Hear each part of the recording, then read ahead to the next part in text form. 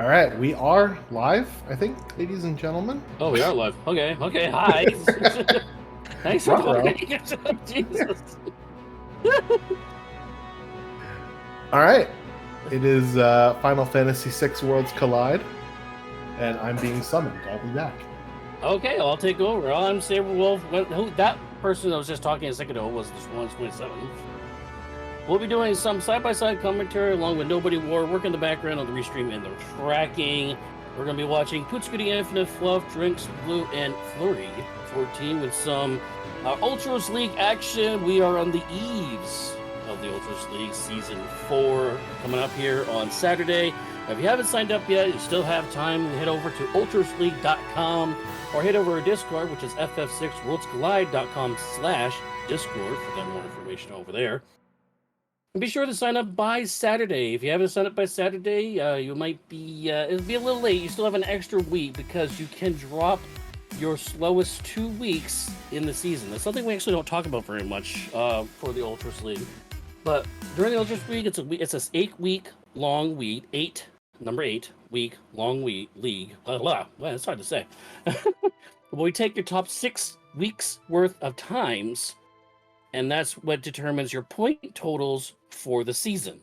And the number 1 point total for your group moves on to the higher group, and the lowest total of that group, well, they might get relegated down below. If you don't know what relegation is, well, you're not from Europe, probably. So what that means is you go to the lower league, basically like go from the Major League Baseball to AAA baseball kind of thing. But that's fine because you can build your skills up and you move on to the higher groups and areas. And I'm going to assume, make a, that you and me thing. I'm going to think that the leagues might be bigger this time around. There might be in extra groups in the elixir group and maybe in the potion groups. I'm sure there's going to be multiple groups now. We'll have to get with Double Down on that news.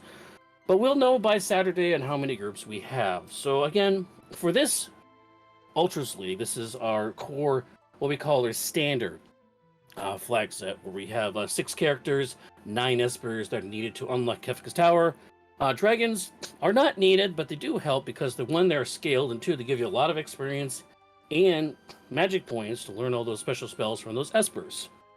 This flag set, the Ultras League flag set, like I said, is the core flag set where everybody kind of base their skills off of, and a lot of the seeds build themselves, or flag sets build themselves off of this type of thing.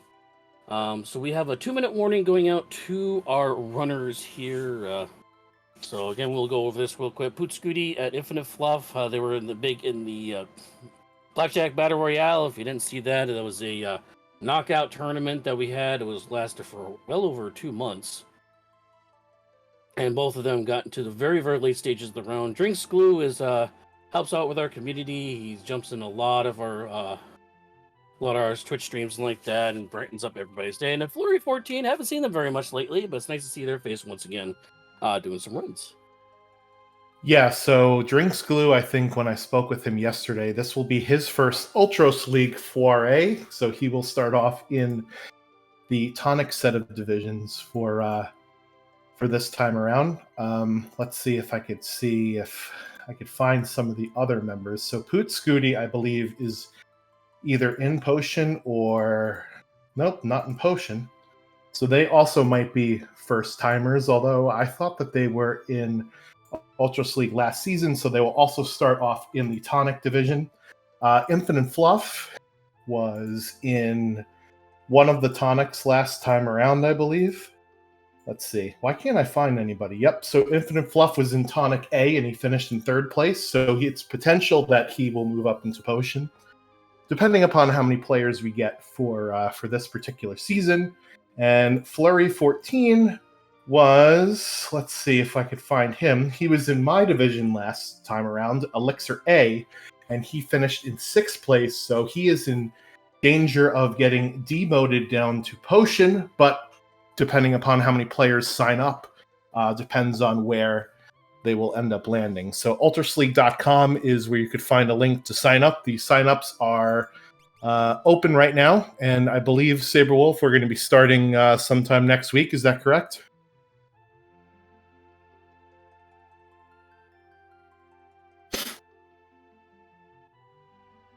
Well, if that is or is not correct, we will have to find out as we have started. So here we go. We got the timer going, and we got Saban, Shadow, and Edgar for our start, with Edgar with his natural tools, Saban with throw, and sword tech for Shadow, which is great. Yeah, that's a very good set of grouping of not only the characters, but also skill sets. Saban has a lot of quick checks, good early game strat by going into the camp for getting some early levels without having to face a boss.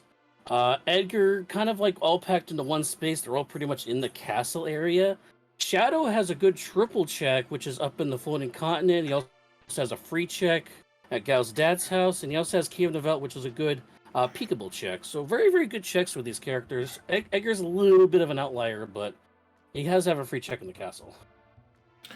Yeah, so we'll see how many of our runners decide to go and get one of those free checks. There are 3 available to us with our starting characters. Some Magus hats there in the armor shop of World of Balance Narsh. Always a very nice pickup early on in the seed. Only costs a few $100, and give +5 magic power to anybody that decides to adorn those Magus hats. So we do have Gal Manor, and we have the Throne, and we have Collapsing House. All checks that you do not need to fight any battles in order to get rewards. We'll see how many of them our runners decide to do. There's also some earrings in the relic shop, so very nice early on pickups. So Saberwolf, with throw to start, we're basically just looking for things to chuck at enemies in the early shopping, correct? Yeah, correct. I mean, Shuriken is the cheapest item in the game with the highest amount of damage possible to be able to throw at your enemies, so it's a very, very high quality item. You also want to find strength espers to up that damage as well. Of course, magic damage with the shurikens like that, because I've noticed that shurikens, because it's an item, does it count like a breakable rod, like in a spec for the damage that it deals? Because I notice it does more damage than like your fire 2s and ice 2s do. Yeah, so throw actually deals a maximum damage roll for whatever it is that you're throwing at the enemy. It ignores physical defense, and it's the same damage from the back row. So it is ridiculously strong. The only type of throwables that do have the magic stat are those that are elemental. So think of your fire skeins and stuff like that. But then also those elemental swords like the Blizzard and Thunderblade, even some things like the Excalibur and Greatus, which are both Pearl elemental weapons, they will count as magical power because of that Pearl ability. Get out of the way, guy in Returners. Jeez. I am seeing a lot of good... Sorry, go ahead. No, I was going to say, and of course, then there's the Heal Rod, which targets yourself first. Wow, another annoying NPC in Returner's Hideout on Fluff screen here. Yeah, I'm also seeing some decent items, a lot of circlets, X potions. Drink School has a couple of gauntlets there in South Figaro. Decent items, I would say. Possible usable items. Hyper wrists are good. I want to see that hyper wrist actually for throwers too. Yeah, so hyper wrist will give and you sword tech actually. Yeah, so sword tech, most of them are based off of your strength or vigor stat, except for sword techs 5 and 6. So we want to buff up our strength, of which hyper wrist is the relic to do that. First magicite on the board is Tritalk over for infinite fluff there at the Gal Manor there. So didn't get a chance to see what was on it yet, but I'm hoping we'll see it soon. It looks like Flurry is going to go to the throne room in the Figaro Castle again. You want to have Edgar in the head of the party because he gets discount double checks in a lot of different places. Yeah, I'm sorry. I'll be right back. Yep, one of which is the Figaro Castle, as we do have the Unicorn Esper there for Flurry, so he's on the board as well. Cure 3 and Flare on that spell, or on that Esper, so not terrible. Unicorn is also a pretty good Esper summon for the final Kefka battle. That'll clear all of your status ailments, so if you get hit with a train, or Trine as it's supposed to probably be called, you could clear out all of the bad status effects in just one go. So Edgar at the front of the party will give half off shops in both Figaro castles, both World of Balance and World of Ruin, as well as the World of Ruin town of South Figaro. So definitely want to hit up at least the World of Ruin South Figaro with Edgar in the party, because you can get half price items and you can loot all of the chests on the outside of the town. They will actually be different than the ones in the World of Balance when looting as well. Hero ring in a chest there for Poot Scooty. That's really nice to see, especially when you have a character with throw. So that will increase both your physical offense and magical offense by 25% damage output. So that's really nice to have on your throw character, because sometimes you're going to be throwing elemental skeins, and other times, if we find them, I don't know if we've seen them yet in this seed, we're going to be throwing our shurikens instead, which is physical offense. Drinks Glue, as I mentioned before, is heading into the World of Ruin South Figaro, and there you see the earrings are half off of what some of the other runners have paid for. Also half off in that shop there are some Super Balls. So normally Super Balls are about 20 grand, but with Edgar's discount, they're only 11,000 there in that shop. So that's going to be one way to potentially crack open the seed. Buy a bunch of Super Balls. They deal a random multiplier of 256 damage to a random amount of targets. So that's a good way to early on get past the first boss or two. Unfortunately, the Super Balls don't scale, but the bosses do. So once you get to about level 10, maybe 15 at the most, that's where it'll start to peter out. Drinks Glue picking up some jerky as well, just in case we find Gao later on in our travels.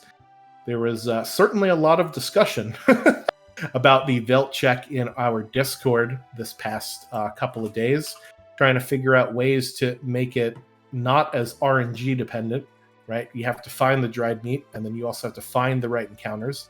Link to the Discord is in the chat there. So come join the Discord if you want to find out how to beat the Velt check. 10 easy tricks or something like that. Demarine 2 with the raid. Party of 5, welcome. Your table's right up front. Your server will be with you just shortly, but hopefully you're enjoying the appetizer right now of the looting phase of all 4 of our runners. A couple of them have picked up some free checks, if you will. A couple of espers for Poot Scooty. There is one free progression area we haven't checked yet, and that is the Collapsing House with Sabin. I don't know if we're going to end up going there. There's a snow muffler in play as well. Yeah, we might wait on the Teasin one just for a little bit when we have enough money for Teasin Thief. Just do the double up check there to do the raid the house and pay for the Esper at the same time. Usually kind of combo that so you don't have to make multiple trips to the same town. So we did see a snail in the classroom monster in a box, so we know that we never have to go back there ever again. Infinite Fluff, meanwhile, taking off one of the Moogle charms in order to do some grind fights here in the basement of South Figaro. So we do give our runners 3 Moogle charms to start off the seed, and you can decide to keep them on, take it off, as you please. Yeah, going in the basement is an option to try to get some fights, because you have to progress walkthrough anyways. It's one of the few areas, actually really it's the only area in the towns that you can grab some chests and grab some fights kind of at the same time, kind of a 2-for-1 special. Another area would technically be Narsh World of Ruin, although we really don't count that one, because you really only go there if you're going after your Mara or you have a Locke's weapon house check. But really, this is really the only area where you can walk through town and try to get some fights in and loot kind of at the same time. So, yeah, you can loot in the World of Ruin Narsh, but you have to have lock in order to unlock those particular doors. Yeah, plus, exactly. there's no shops in World of Ruin Narsh, right? Unlike in South Figaro, and it looks like we've got a drill for Edgar for Infinite Fluff, the best tool I would argue in the game. And we got shurikens for Shadow, so he's all set. Drinks Glue, meanwhile, into the Imperial camp, and we've got an imp sighting. So this is not going to be a character here. This is going to be either an Esper or an item. But we do get some levels, because we have 4 forced encounters and no bosses here. I haven't seen anybody buy those Super Balls that we saw in Figaro Castle, so that could be another way forward in this seed. So we'll see what happens and what our other runners decide to do here. Although in enemies, you think water, you'd think bolt would be the right thing to use, but no, actually, these things absorb electricity and will actually, as you can see, cast electricity spells on themselves to heal themselves. So Kill it with fire. yes, you have There to we kill it go. with fire. Burn it out. Fire, fire. Um, Okay, Kefka. all right, so it's 55,000 Barbecue. for to Zen Thief there, and an offering also for Ooh, I saw that. 55,000. So I'd much rather have the offering there. To Zen Thief is not going to be an Esper; it's going to be a high tier item. So that's some great Okay. knowledge for us to know. Tritok has X Zone on it, which is pretty good for the final fight, and Bio in case we run into the several enemies that have it. Coliseum dip here from Flurry. So Kung Fu suit for a snow muffler and a behemoth suit is on the table here. So in Worlds Collide, we sort of have this notion of a rewards menu for the Coliseum because the rewards and the enemies that you have to fight are all randomized, right? So we do show a tidbit of the rewards that you could have in the Coliseum. Not all of them. We actually buffed it with Ultros League Season 4. It used to be 50 to 60. Now it's up to 80 to 100 out of 255. So we're already seeing the Coliseum buff in action here, Saberwolf. Yes, we definitely are. And I also want to put out one other thing for Infinite Fluff in the T-Zen World of Balance side. Ooh, that's a lot more expensive item there from the Thief at 62,000. But in the weapon shop in World of Balance for T-Zen, it was an Enhancer and Sniper is also available, along with the offering. So Sniper offering possibility there from T-Zen. Yeah, I unfortunately blinked and I missed what Drinks Glue got out of the Imperial camp, but that's all right because Poot Scooty is right there, so we'll find out sooner before later. And Blurry unfortunately did not survive the opening Pearl attack in the Coliseum, so had to reset out. And he's instead going to get some levels underneath him here at the Imperial camp. Doing anything on level 3 is not fun. Yeah, if you want to get at least a couple levels, especially from camp, because camp is a good way to get some levels without having to fight a boss to really thump you on the head. But Infinite Fluff does get through the falling house as Drink Glue is going to yeet himself off a cliff there into the into the falls there. We'll see what the reward here is for Fluff. Oh, Pumba, this is fun. Fluff gets an Esper, Ragnarok. Still meh on the Esper, but maybe got some good stuff on it. Yeah, so that means Drinks Glue also has that Esper, so we'll give him that one. And yeah, remember what I was talking about? Bio is useful for those few enemies that you run into with Bio? Well, Fun Baba is actually one of them that is weak to Bio. However, Drinks Glue is going to use that Super Ball, and there you see the power of it. 3,800 damage compared to the, 1 or 200 he's doing with his other attacks right now? Yeah. See you later, and Fun that Baba. definitely did the work as he goes down. And yeah, Pumbaba and also, I believe, Spicy Chicken are the two big monsters or bosses, you could say, that are weak to poison. Yeah. A lot of the humanoid bosses are also weak to poison. Think like, even though Katana Soul isn't necessarily a quote-unquote boss, Katana Soul, Dataluma, Kefka, Narsh, Vargas, bosses like that, in case you're really in a pinch and need something. We'll see what's at the bottom of Barren Falls here, as our runners in the corners are making their way through Imperial Camp. I did see an item in Infinite Fluff's inventory, Dragon Horn, also on the table here for these runners. So that's a good item to have if we can get some sort of Dragon Boots or a Jumper on board. Yeah, we got some not calmness protection. Wow. Some tier 1 instant death right there with Shout over for Drinks Glue. Okay. Very radically different. And we got the puppy dog meeting Infinite Fluff in the caves there. Interceptor. Oh! Best doggo Final Fantasy. Triple kill! Wow. On Scooty's screen. That those Inuo monsters, I don't know what that sprite is supposed to be. It just looks like a giant booger to me. But they have very high magic, or they have very high physical defense. And unfortunately, our team's build right now is strictly physical with sword tech and tools and throw. Drinks Glue finding an Infrared Esper in the caboose of the train. So the train is definitely going to be done here to get that Esper done. All I have to do is try to... Now, you would think that you could walk through ghosts because they're incorporeal, But apparently not. Worlds collide, and get body blocked by everything. Yep, and then you get the two married ghosts here. Oh, come on, guys. There we go. That's the worst, when you have the ghost wedding ceremony of them walking down the aisle right next to one Oh, another. wow. Oh, goodness gracious. Okay, Infinite Fluff did find Cyan. Cyan is huge because that gives you the dream check. And we do have a sword tech user that just died in Shadow. But that gives you the option of being able to go to Dream and get all the sword techs for Shadow very early on. But we have to fight Doom. Probably a little too early for this fight. We'll see how he does.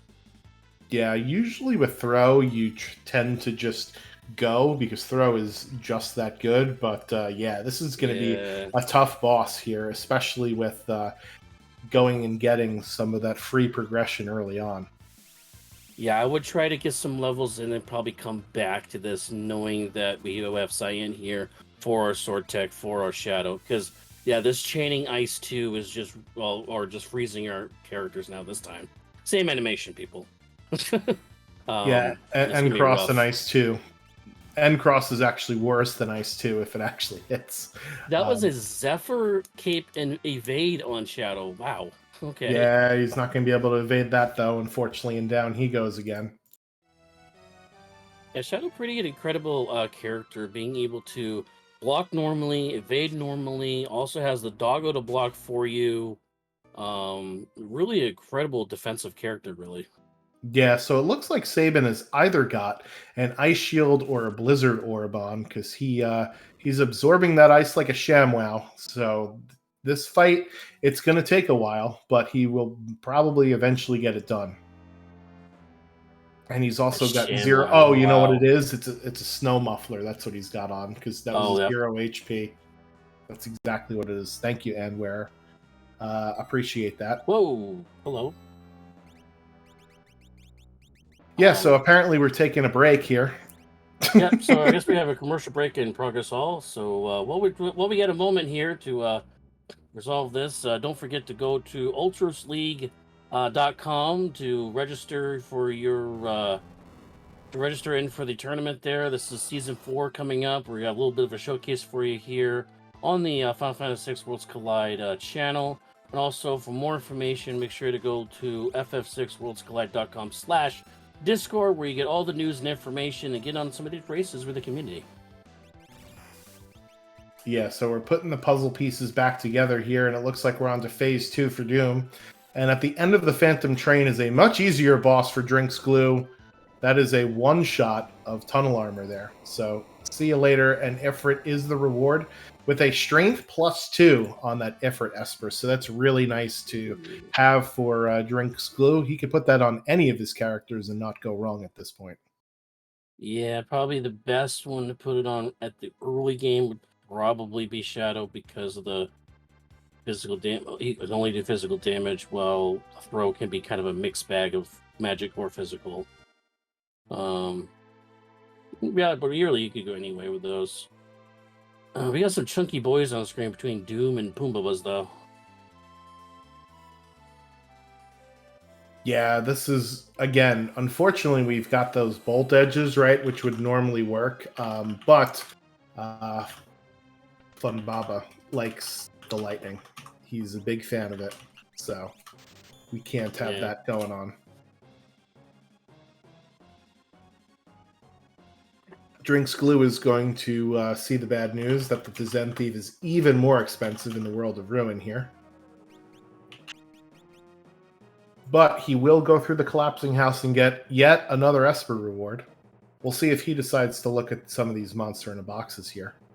I don't know if we saw them in on some of the other runners. So, but Infinite Fluff gets through the fight and actually is able to res all of his characters in his party before getting to death, so all the characters will get the experience after all. Really nice. That is huge.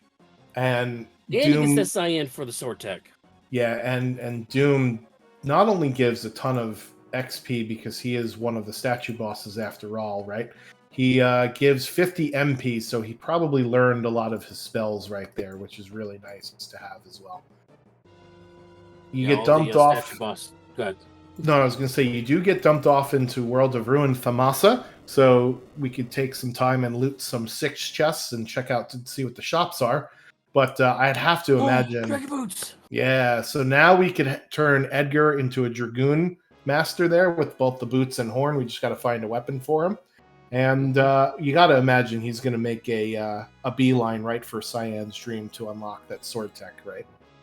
Oh, definitely. Now, I think Doom is Skyrender, correct? That's the weapon you get from Doom? Correct. Okay, so it wasn't the Aura Spear. The Aura Spear, I believe, is from Spicy Chicken. So the Aura Lance is from Poltergeist. There also Okay. is an Aura Sword that you get from Yeah. yeah, it's like 180 battle power. It's like, yeah, sure, I guess it's okay, but yeah, you want a spear. So Boot Scooty rolling down the river for the shout.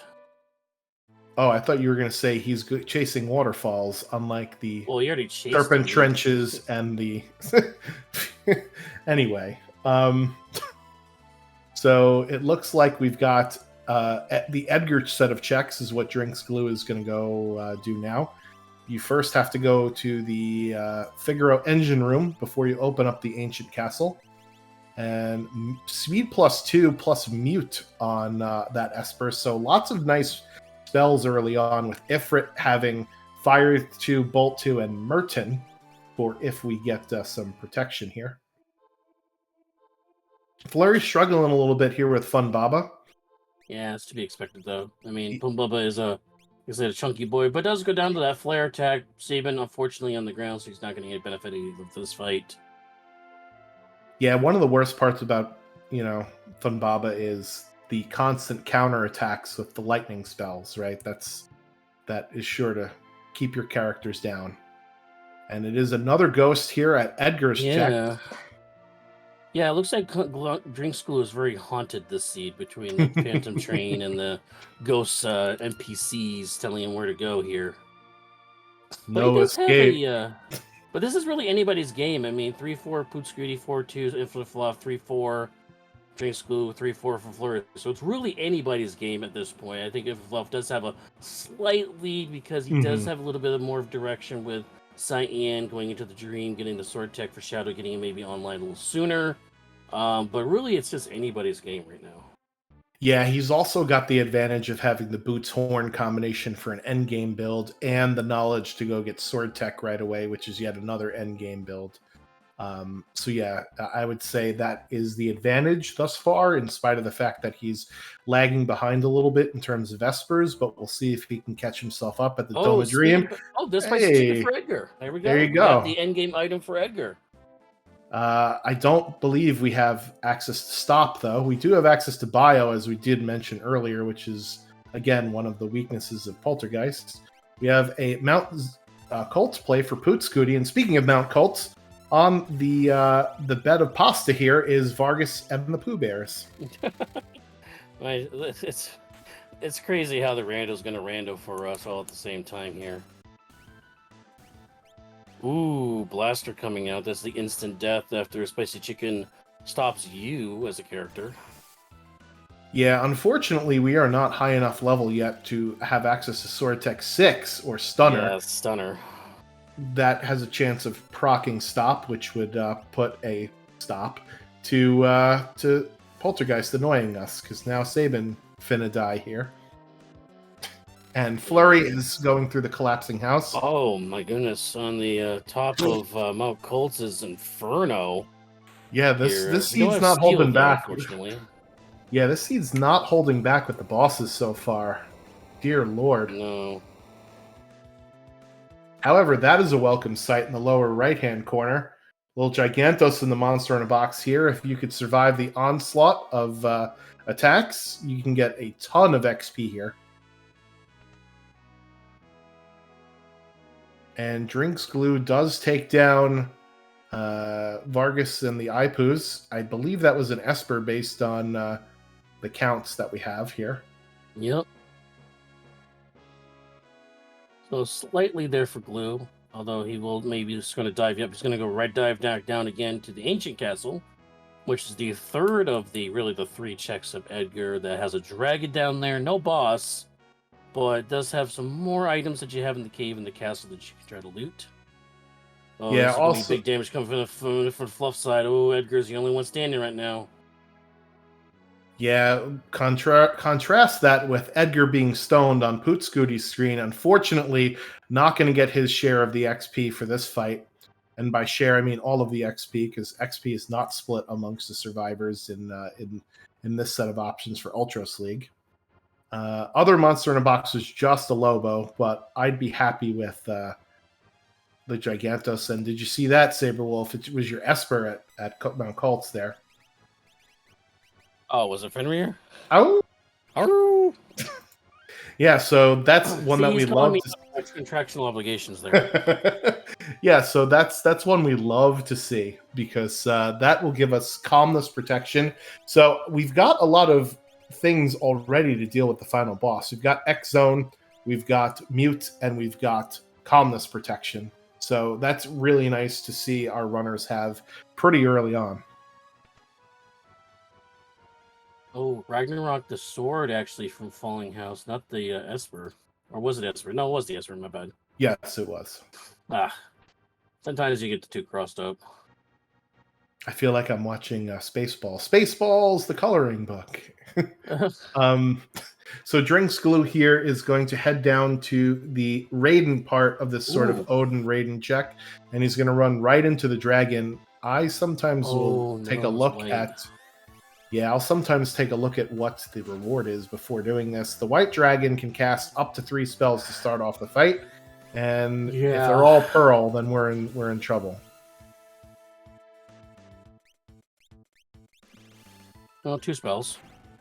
But the cool thing about White Dragon is, yeah, you cast the early damage on the spells, but he can be silenced, which I believe is White Dragon's weakness. Every dragon has a little bit of a weakness thing in Pearl Dragon because he's not really an elemental per se. He's Pearl, which is holy damage from other games. His weakness is really silence, which is kind of like magic. But he does go down for Drinks Glue. Even if Fluff did get through the Spicy Chicken fight, does have the Aura Lance on Edgar, so Edgar's now online as a Dragoon. But unfortunately, only Edgar and Sabin, the Figaro brothers, only ones who get that experience from the fight. Yeah, I think at that point, just getting through it is going to be another Dragon Lore for Glue. And a Mog! Okay. Yeah, so that's another character Mog with Magitech. Magitech! Ooh! Yeah, so we do not have access to Celeste yet, who could unlock the full Magitech tree. But even the regular Magitech, you get, the 3 different main elemental beams, which are equivalent to tier 2 spells, and you get Heal Force, which is arguably the best single target heal in the game. It's kind of like a single target Cure 3 almost. So never unhappy really to see Magitech, especially with Mog, who had, I think, 36, 35 base magic power. So that's pretty good here. I didn't actually see what Infinite Fluff got from that check. So unfortunately, he doesn't have a tracker on his stream. So we'll have to see when he menus if he has 3 Espers or 2. Or if somebody in the chat is gracious enough to tell us, then that would be nice as well. Flurry is going to be going to grab their Fenrir. And Drinks Glue is on the way back from the ancient castle here. And where it says Flame Shield, ugh. Yeah. I mean, it kind of makes sense that the fire chicken would drop a Flame Shield as the reward. The bigger reward in my mind, Saberwolf, is that Aura Lance that you mentioned for Edgar. Yes, that's definitely the big reward from that. And Cyan, unfortunately, still not able to stand on his feet. Guess he's had a tired day after chasing after the kid like me today. Those who watched my stream all day today earlier. Yeah. Apparently Owen is making him tired. Oh, goodness gracious, Fluff. What are you doing?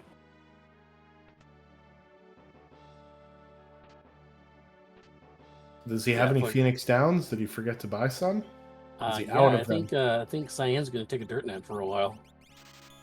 Yeah, I mean, to be fair, Cyan is not really doing much for his team right now, right? Because we've got our 3 characters that we know we're going to keep to the end of the game, with Sabin with Throw, Shadow eventually unlocking all those sword techs, and then we've got our endgame build Edgar. So sure, it's not a huge deal that Cyan is dead. He wasn't going to do much during the fights anyway. No, plus we do know we have Mog further down the road if we want to go to the Ancient Castle, who has Magitech, which is a much better ability than whatever probably Cyan has, I assume. So, but Cyan really brought in the fact that you had go into the Dream for Sword Tech for Shadow. That's really Cyan's contribution to this. And getting Spicy Chicken Leader for the Orlands for Edgar. Yeah, unfortunately, Infinite Fluff not leaning into going to get that Sword Tech right away. That's something that, I think most runners would hop on the chance to. Yes, Sword Tech 7 does take a long time with its animation and you cannot target it. However, its battle power cannot be denied. Aegis Shield, so a second dead check at the Imperial camp there. Aegis Shield, wow. That's unfortunate. Yep, and Flurry is going to grab his Fenrir. Okay, another horror for you all. Yep.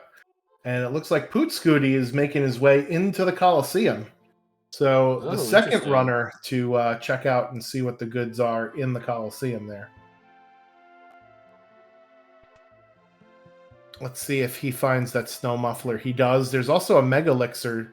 I didn't see what the trade for the Mega Elixir was. But again, that's something we'll see what it is here in just a second. Yeah, so Poot Scooty will pick up that behemoth suit. Very nicely done. Ragnarok, by the way, has mute on it, so there's our mute for Siren later on. Or Siren, we mean for Magic later on. For tier 2, yeah. Yeah. All right, and then we've got Drinks Glue with Cyan. Flurry is trying to figure out where to go next, and it looks like he's settling on the Edgar checks.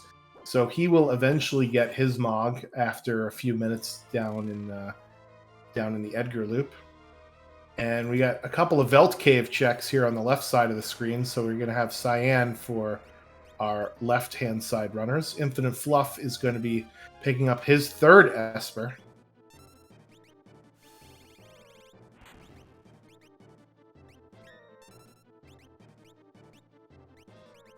Yeah, so the character abilities are one of the things that make this, sort of unique. But a character ability doesn't necessarily mean that, that's what you need to lean on.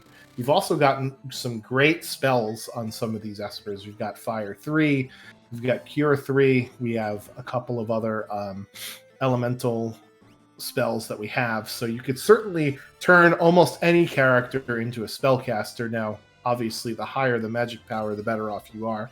And we turned our Tools user into a Dragoon. His Tools is decent in the early and mid game, but kind of falls off towards the end game there. Oh, goodness gracious. That was almost a party away for Glue there. If it wasn't for the fact that Sabin once again wearing the scarf there. How cozy. And Doom does go into the second stage there, the force field stage. So we'll see if Sabin just finishes the job here or he tries to bring up other characters in his party.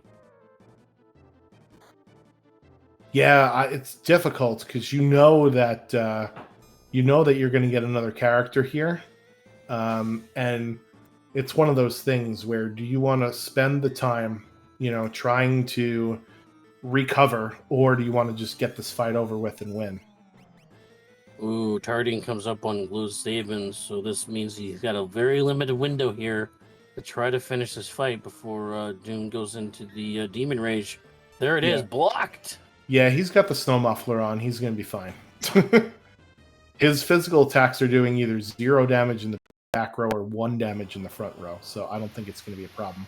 Infinite Fluff says, I've had enough of the dead checks. Let's go to the floating continent. I like this play here from Fluff. He doesn't have all of his characters yet, and he did have a couple of his characters be dead during some of the battles, notably Cyan. So this is good for him to catch up with some levels. It is a 3-part check, and it is one of the longest checks, if not the longest, one physical area in the entire game, outside of maybe Kefka's Tower.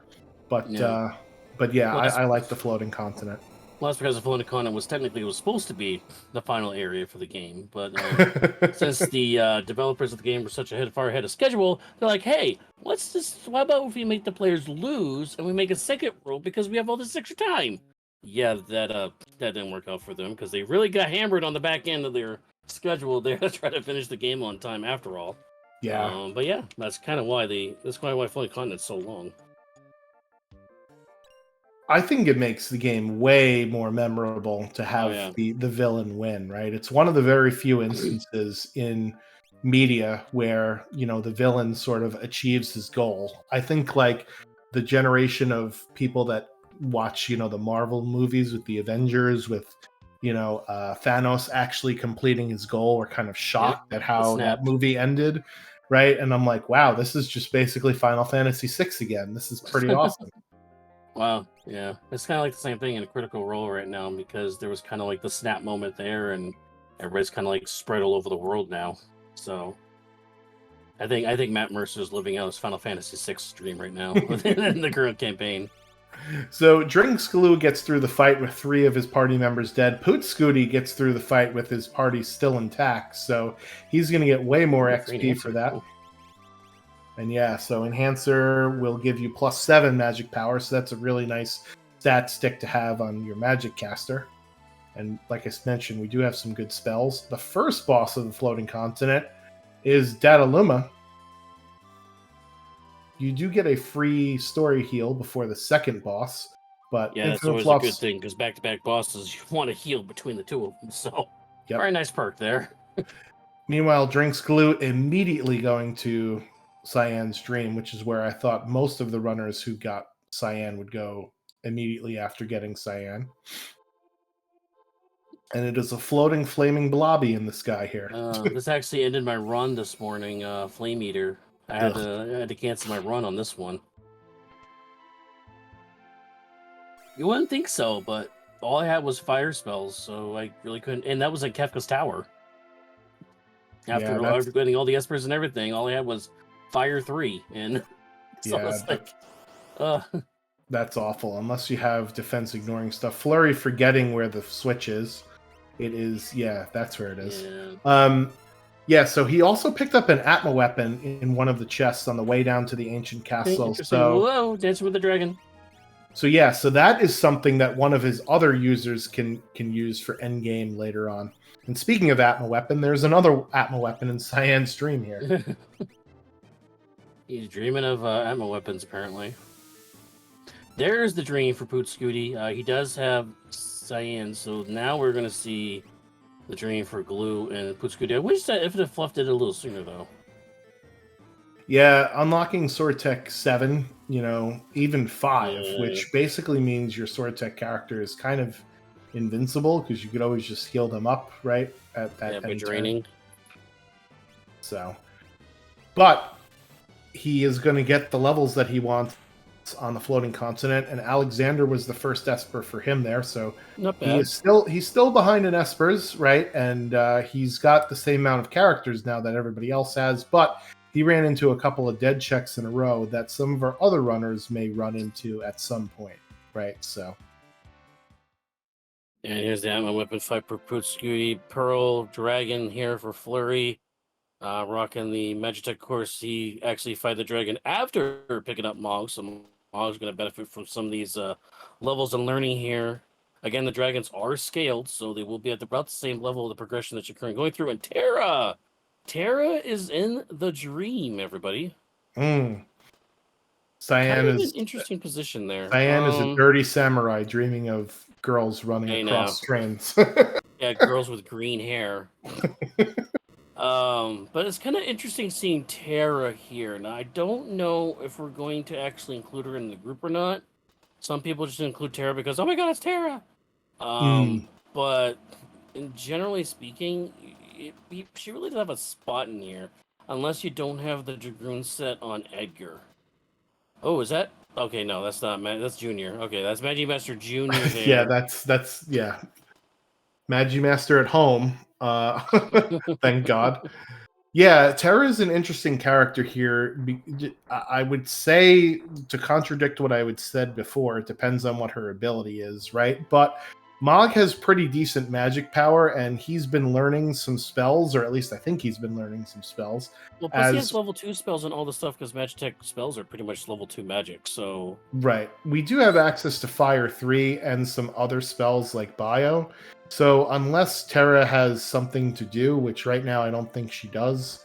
Right? I would say if she had Shock or Natural Jump or something like that. Well, we don't get Shock in Ultros League, unfortunately. Oh, that's right. You're right. I forgot about that. I'm so used to playing Blackjack Battle Royale and all the other ones lately. I just another Esper there for Fluff, so he's got at least 2.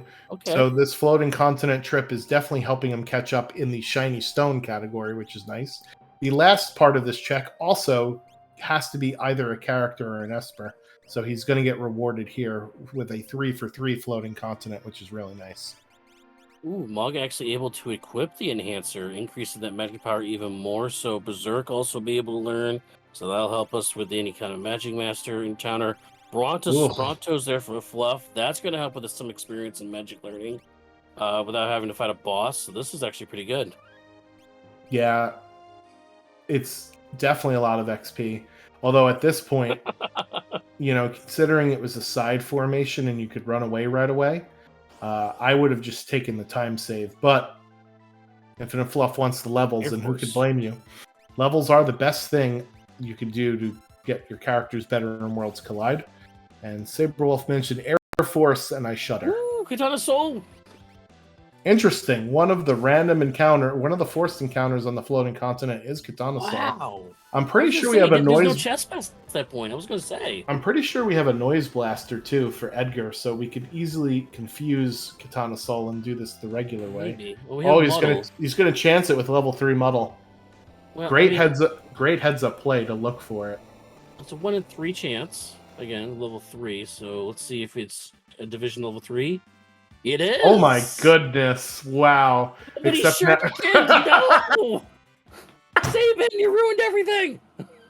Oh man. Well, now we know at least that level 3 Muddle will actually work, and that is GP Rain Natural Magic Terra for Drinks Glue. Slayer Edge, there it is. Very nice. Sorry, what was Terra's? GP Rain Natural Magic.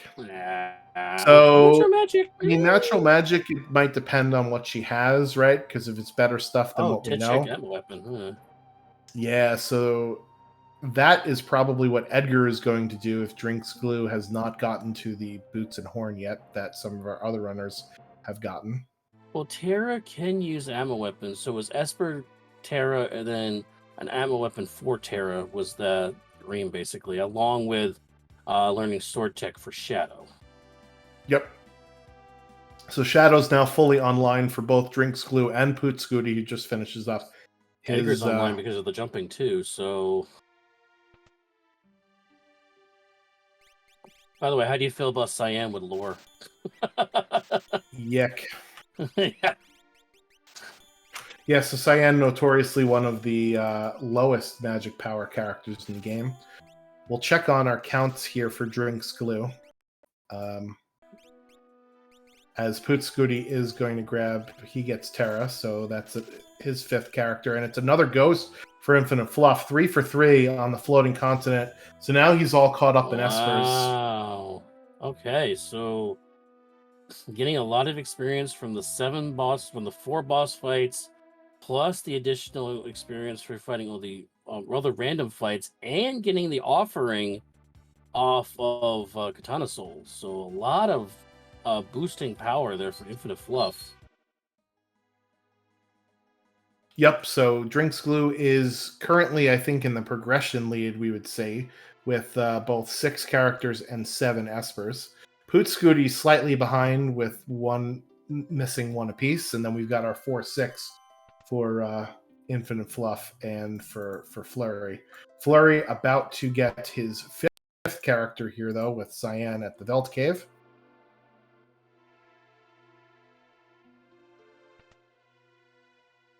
So I guess now is a good time to mention ultrosleague.com. That is the website. If you would like to sign up, signups are still available for Season 4 of Ultros League. So if you haven't signed up yet, or you forgot that Ultros League is a thing, well, good thing you're here. And now you remember, go sign up on ultrosleague.com. Season will be starting fairly soon, and we'll see what everybody is going to be working with here. Looks like Poot Scooty is going to head into the Doma Castle and going to grab their Esper after this. I believe this is an Esper. Or is this a Aegis Shield? I don't remember. Oh, that's right. That was Poltergeist with the Flame Shield. Yep. I feel like I'm playing Clue. Poltergeist with the Flame Shield at the Doma Siege.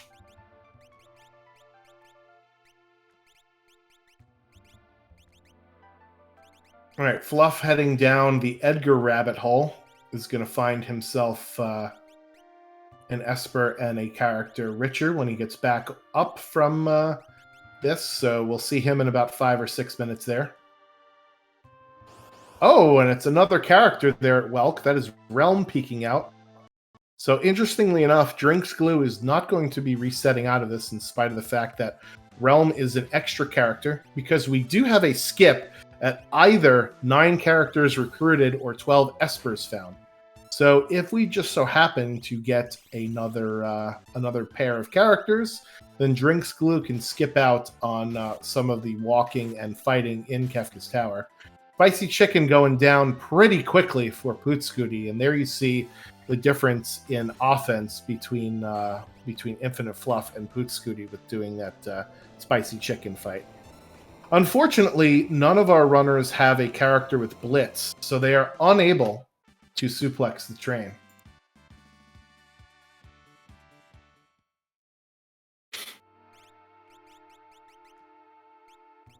And that is a Rage Realm. Again, I think Drinks Glue's party is pretty set with what he has, though. Deciding not to continue on to Kefka at Narsh, even though Kefka at Narsh now dumps you back at Arvis's house after it's over.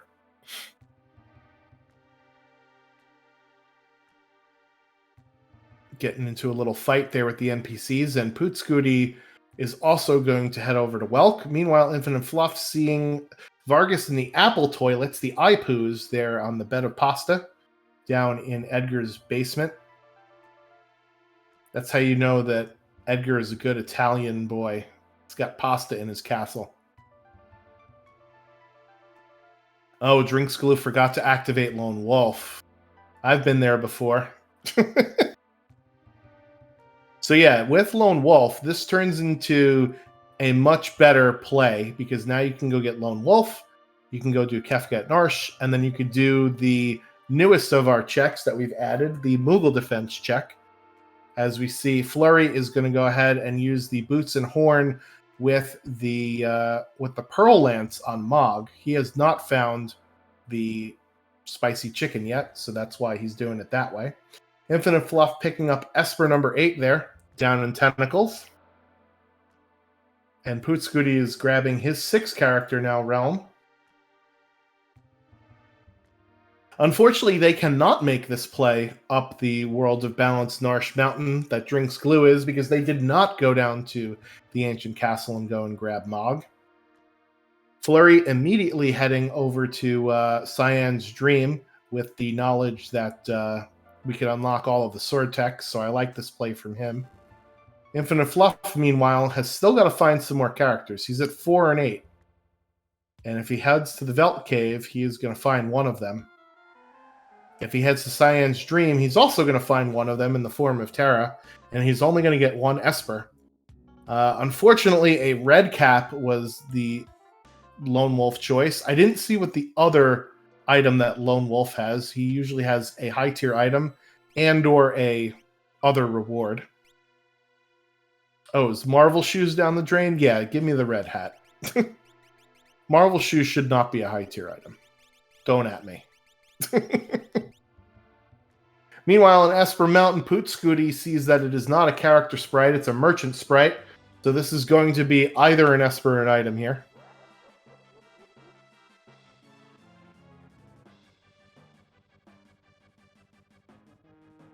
And on the right-hand side of the screen, we got a pair of dreams. Some sleepy people that will be unlocking their sword techs.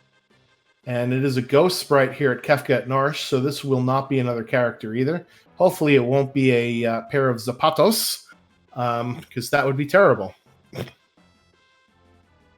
Yeah, Marvel Shoes is the best relic that you never use.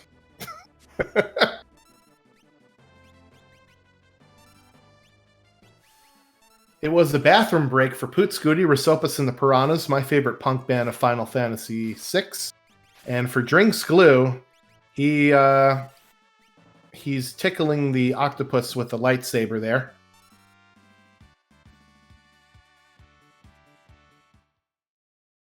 I missed what the reward was at Esper Mountain. Damn it. Well, I missed everything for the past 5 minutes, so yay. Palador is the... 2-year-old rescue dog, everybody. Gotta love it.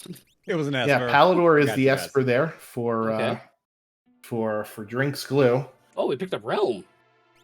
Yeah, Realm was the reward for Welk. A Rage Realm. And it is Fancy Gal. Ooh. Wait, how did we get Fancy Gal? So you could roll ampersand Fancy Gal is one of the parameters you could use to roll a seed.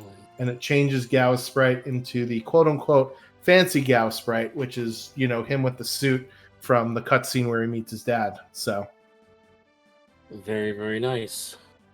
Data Gamer says, Zone Seek, thank yous very much for the confirmation that is an Esper from Poot Scooty. And Fancy Gao is on the floor and he can't get up. Let's help him, shall we? Yeah, and it was a Moogle parade for that, I guess. Flurry getting Esper number 8. Fluff getting Esper number 9 here in the dream. That's Kieran. That's the one with Regen. The summon is regen, but it had one of those things. Berserk. Yeah, that's what it was. That's the one with Berserk on it in case we run into what. Ooh, Glue with a little sidestep shuffle there by the Mammoth sprite there. And we got Marshall with Skycaps. Not one of the hardest ones, but this is one of the newer bosses that we've played into the game in the recent months. This wasn't in the original 1.0 release. Marshall was actually put in later on. But this is kind of a new check for Mog, and actually adds a little more priority to do Mog checks because of the combination you can do in Narsh now. So it's a really good addition. This is actually technically vanilla Marsh. I mean, Marshall without the Skycaps, obviously not, but... Yeah, so we randomized the random enemies that come with Marshall just to add some flavor to it, right? So having Mog in the world of balance Marsh with Terra allows you to get some good stuff. I didn't see what the reward was there for Moogle defense. And it looks like Poot Scooty is in Mount Zozo, so we're going to take on a dragon here. Marble shoes aren't actually that bad of an item because they're can bad. Give you you sell them for a decent chunk of money. How about that? And yes, same thing with the greatest. You sell it for a decent chunk of money. But you never give you a lot of benefits and add-ons, especially if you had a user that really only needed one relic for good use, really. And then go from there. Yeah, the only time I would ever use Marvel Shoes is if I have fixed ice and offering, because you can't actually get any damage boost from like an Atlas Armlet or an Earrings, let's say. But yeah, Marvel Shoes are very... I don't know. I'm a Marvel Shoes hater, I guess. But yeah, I just never find myself using them. Because there's so many other relics I'd rather have. I'd rather have Offering, or I'd even rather have a muscle belt for like my Valiant Knife user, right? And there's Go-Go writing love letters. Smoochy smoochy. There we go. Yeah, if you don't have a Dragon Horn, you could use Marvel Shoes, I guess, with your jumper, right? But again, I'd rather have a Gauntlet or an Atlas Armlet, something to give me more damage instead of, going faster. If I could take less turns and do more damage, I would rather do that than take more turns and do less damage. If that makes any sense. I think that makes sense. It made sense when I said it to myself before I said it out loud.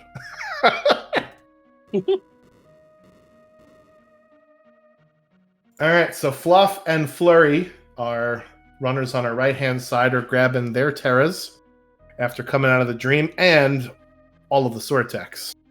Now, Glue's in a weird spot here. He's actually at 8 characters. Do you think he's going to go for a 9th for a shortcut? At 54 minutes Absolutely. at 8 and 8, he's actually doing very, very well.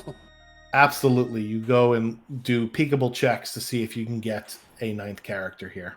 So we got what? You got Moblez, World of Ruin with his Terra check. You got the Realm check. Has he done the Realm check yet? He hasn't. It's not a character. Okay, though. it's not a character. What Kefka else is unlocked for Glue. What else can you peek? You can peek really Phantom Train. That's not a character. You can peek Gao. You can peek the Gao dried meat. Yeah, that one's pretty fast unless you get very unlucky. Excuse me. It's technically peekable because you don't have to give them the meat. You can just punch them in the face and they run away. Yeah. You want to pass on it. Hey, you're hungry? Go find food. Oh, Glue hasn't done the check yet. Which check? Realm's check here. Yeah, it's not a character though, so he's gonna just walk right out. What is he doing? Oh, I guess maybe he forgot.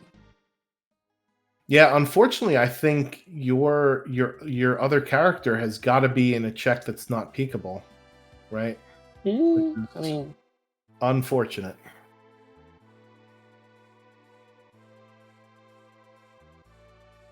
Yeah, I could understand if you're playing more casually, right? If you want to be if you want to play more defensively.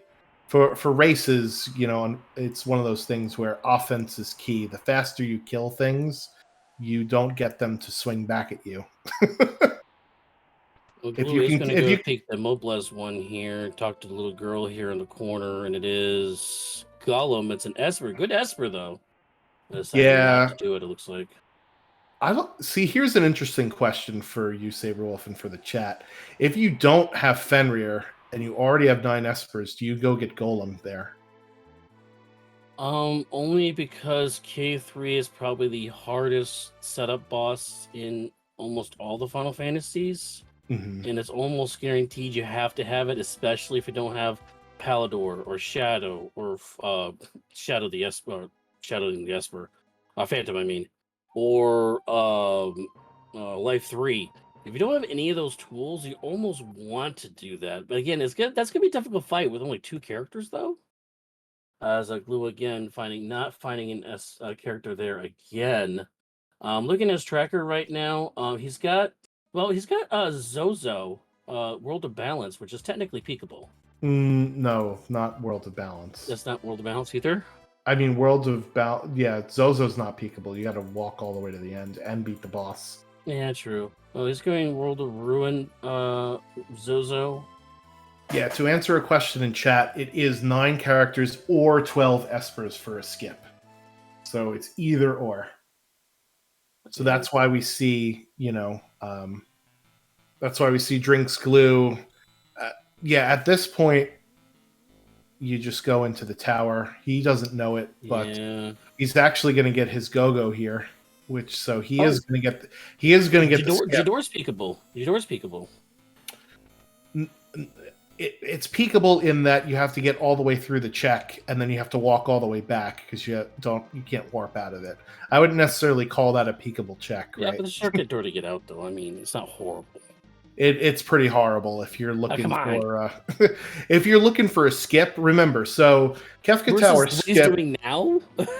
So Kefka Tower skip saves on average around 5 to 7 minutes, right? And it takes about 3 or 4 minutes just to do Bowser's Mansion. Then that's 1 check, right? So if he does all that and find that it's not a character, he then has to come up with 1 minute to do another check in order to make the skip worth it. But he's already done like 3 or 4 minutes of searching for a character already now. So I mean, it's all pointless now, right? Correct. He probably could have just went into the tower when he got his 9th Esper. Yeah, correct, Star. It is 9 characters or 12 Espers, one or the other, not both. Yep, so there we see Flurry is does not forget to go to Lone Wolf. That's the So- worst feeling when you get to the top of the thing. You're like, crap! I forgot to start Wolf, and you gotta go all the way back down again. Yeah, so Poot Scooty needs some more espers, so this makes sense for him that he is going to be doing this golem check. It was a rather difficult boss of Guardian with just 2 party members. Yeah, that is. Unless you have both 3. Which he did, so therefore it was That's not pretty even bad. simple. Oh, Pretty Go-Go. trivial. Where's Go-Go at? Gogo is in Mount Zozo, so Drinks Glue is going to get his skip. Very nice. Yeah, Not Drinks bad Glue is character going to either. get his skip. Both Flurry and Fluff are fighting a train. Neither one of them have Blitz, so sorry, chat. Or apparently X Zone either, because that can instantly give you the win in this too. Yeah, well, both of them have access to Sword Tech 8, which can kill Raging Realm. Phantom Train in an instant. So both of them are going to pick up their realms here. That is the skip for Glue, so he's going to go straight to statues here at 1. Wow, this is very fast time, by the way. Yeah. With a skip, that's insanely fast. Yeah, so when you start off with tools and throw and sword tech, and then you get cyan, relatively early in the seed, it's going to be a pretty fast one. Unless you run into some horrific abhorrent luck. And Poot Scooty is going to get his go mode here, Ifrit. What was the caveat to that? He's got to finish the Phantom Train check. No, I meant having starting with tools and all that. Like, what was the caveat? Oh, if you start off with pretty good commands, the race is going to be pretty fast, even if you have like some dead checks sprinkled in here and there. Which we did, right? We had some dead checks here and there. I don't know, talked to my hour and 50-minute one earlier with the same starting things. I don't know. Then again, I started with Doom, Spicy Chicken, and Guardian as my first 3 bosses, so there you go. Yuck. Yeah, so Flurry gonna get his Mario hat there. Oh boy. So Glue's doing a little tune-up here, trying to sell some items here for guessing maybe a Mega Elixir or something, I guess. Yeah, I don't know what he's looking for. We'll see as soon as he gets out of the menu to selling everything. Sell all the things. Kefka at Norsh play here for Flurry, so he is going to be getting an Esper here. Oh, and Snow then Muffler. And then that for Snowfolder? Wow. Yeah, it's one of the best armors in the game. It basically means physical attacks don't hurt you, and you could absorb. And you could absorb ice spells too. Infinite Fluff, meanwhile, gets his go mode sitting on the heir to the Figaro throne. So him and Poot Scooty are just about neck and neck here. Poot Scooty's got to finish Phantom Train first, though. Oh, Dream School never did leader, so therefore he does not have the Aura Lance from the Spicy Chicken for Edgar. Edgar's actually swinging an Atma weapon. Which is fine. Jumping with an Atma weapon, actually. Yeah, which, swinging with an Atma weapon is pretty good. Yeah. Although, okay, his levels are fine. They're like lower 30s versus Poot Scooty. I just saw his levels, and they're in the upper 30s. I think 37, 9 characters, 9 38. Espers, 2 dragons, and still be low 30s. That's insane. Well, if you take a look at the checks that we have from our characters, right? We have Terra, who's got Sealed Gate, which is no fights. Mog, which is Lone Wolf, which is no fights. We have Collapsing House, no fights. The Figaro Throne, no fights. Gao Manor, no fights. Right. So there's a lot of checks that you don't have to have any battles for. Very, very much a free lunch flex set here as he enters the tower 103.25 here. Yeah, Infinite Fluff actually gets into the tower before him in the upper right-hand corner. However, he's going in the front door and not to the skip. So you'll see the power of the skip in action right here as Drinks Glue heading into Kefka's tower. I would say let's make it 30 seconds, 40 seconds after Infinite Fluff, but he's going to take a 3 or 4 minute lead at least by going right to the statues here. Poot Scooty finished off Tunnel Armor and is also going to head over to the tower. So interesting thing to note here is, like I mentioned, Drinks Glue's levels is very low 30s. And he's got 9 characters, 9 espers, and 2 dragons. So if we do some math, all of his bosses are level 40. So he's actually scaled below the bosses that he's going to fight. And he's not fighting them with his full party. So this Kefka Tower might take a bit longer for him, depending upon what these bosses are. Well, we see Ultros numero 3 here for Glue as their first boss here. We have Bolt available. Looks like Edgar with the Atma weapon also available. So this shouldn't be too bad of a fight here. No. Tritoch there. Oh, goodness gracious. That's not an easy boss. Unless we have fire. And I definitely believe we do. At least we have Brontor there is a Fire 3 rage. Grenade. Oh no, grenade is explode. Never mind. Yeah, so Brontor is a Fire 3 rage. For you.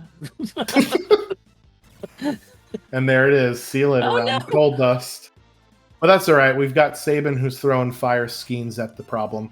Poot Scooty's levels are higher than both Fluff's and Drink Glue's. So Fluff is around 35, whereas Poot Scooty is almost at 40. So this will be interesting, from a level perspective, because Poot Scooty entered in KT after both of them. So we'll see if he catches up at some point. This is a very, very close race. And we also have Flurry actually doing Esper Mountain, which is an Esper, correct? Yes, that is so correct. He'll get Kefka unlocked very shortly as well. So yeah.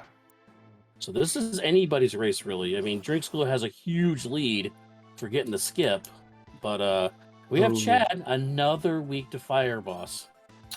That's 3 weak fire bosses in the KT, by the way. Yeah, the problem is only one of his characters is going to be a fire person, and this fight is notoriously long because you got to wait for the animation to change, and then you get the counterattacks of lightning spells on every single turn. So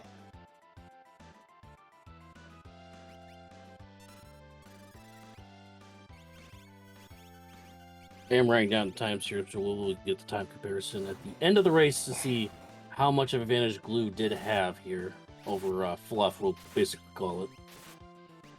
Looks like Flurry is going to head to the Coliseum at the last minute here.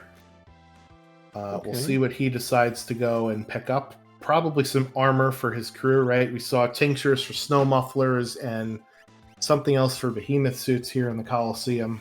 So this is pretty good to stock up on these things very later on in the seed. Fire 2, not Fire 3 here for Glue. It's still doing a little bit of work, but we did run out of mana here. So hopefully this will finish Chad off, and it does not. So we're going to have to restock on the magic here. Well, we do have Magitech, actually, so we can always switch over to Magitech for fire. There's also a Mega Elixir here in the Coliseum as well, which is really nice for Final Kefka. So we'll see if Flurry decides to go and pick that up. Here's part of the problem with doing the Coliseum late in the seed, though, is that you've learned all of these, I would like to call them garbage spells, that now your Coliseum AI will cast. Stop casting Slow 2 and just hit the Warlock with a big stick. Noise Blaster. He's immune. My favorite is when they cast Life 2 on themselves and they're still alive. It's like, you haven't died yet! Why are we worrying about this? Alright, so both Poot Scooty and Fluff get past their Tritoch. Meanwhile, Drinks Glue, as I mentioned, is still on Chatternook. Yeah, his Edgar is not doing very much damage here. Yeah, I mean, it's adding up. I mean, it's about 28,000 damage, so it's about half the damage as Mog, but Chad does go down. And when Cyan dead also, that's going to give a little more XP to Edgar and Mog as well. Well, no, it's not divided. Yes. Sorry. No, it's all good. It's a nice thought, though. This is what happens when you commentate too many different races at once. God. You're like, oh, Split XP is on. No, wait, it's not. Yeah, after, what was it, a month straight of Blackjack Battle Royale, my brain was just mush. That's why I took a couple weeks off here. Yeah, I could totally understand that. It's a different mind state, right? Ultros League flags, It's 8 weeks of the same basic flags, and you get to play it on your own time. You must record your run and submit it once per week.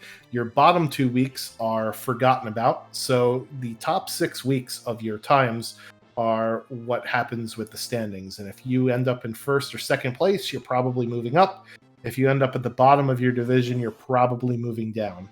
Unless you're me, who's been stuck in potion last place every single season. But the good thing about Ultros League also is about those 2 drop times. One of those drop times could be if your family wants to go on vacation, you can skip that week without really taking a penalty. You don't really lose a week because again, you take your top 6 times that you did through the season. So it's a good race to get into even during the summer, even though if you're going to go away, you're not going to be completely knocked out of the tournament, league, whatever you want to call it. So. Mm-hmm. So Fancy Gal has Runic and Sketch, I believe. So glad we didn't pick him up early on in the seed. Flurry into the tower at 1:10:05. Yeah, so about Fluff. 5 minutes after Poots. Yeah, so Infinite Fluff here finishing Ultros 3 as Poot Scooty is starting it. So they are neck and neck. So Drinks Glue is fending off his second to last boss, number 128 here, which means you got one more boss to go. Ooh, Chaos Dragon is not. So what Disaster does is it inflicts multiple negative status ailments on something, and unless you know exactly what you're fighting, that's really not all that helpful, right? You'd rather just do damage. Every once in a while, there's certain things, like if you use it on one of the dragons, let's say, you might be able to get one of the dragon's weaknesses, like Mute or Berserk or something like that.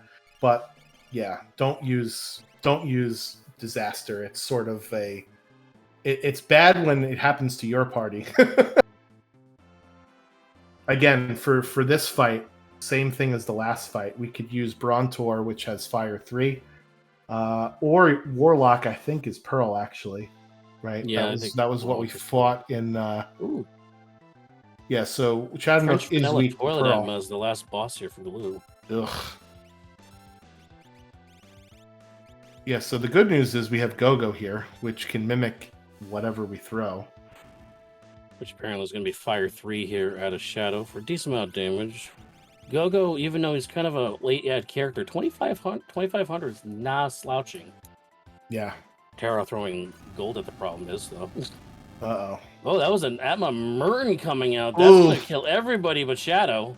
Yeah, and it heals Atma, because Atma will absorb all of the non-traditional elements, which includes wind, of which Merton is part wind spell. So that's fun, as we like to call it. So here we have, I guess, as somebody earlier said, the other shoe is dropping here. For Glue here. This is going to be a little bit of a roadblock here for Atma. Hopefully, problem is with Atma, he has everything. He could cast Ultima. He can cast Goner. Mm-hmm. He can do a lot of weird stuff. Especially at level 40, right? You mentioned you're maxed out. Yeah, he's maxed out levels. 9 characters, 9 espers. So, yeah, he's maxed out the levels. And here you see on the top half of the screen just the power of having more levels, right? So Poot Scooty able to get beyond Chatternook before Infinite Fluff in spite of starting that fight afterwards. And that's strictly due to the fact that he has at least 3 levels. Oh, the Marsupial! The Marsupial!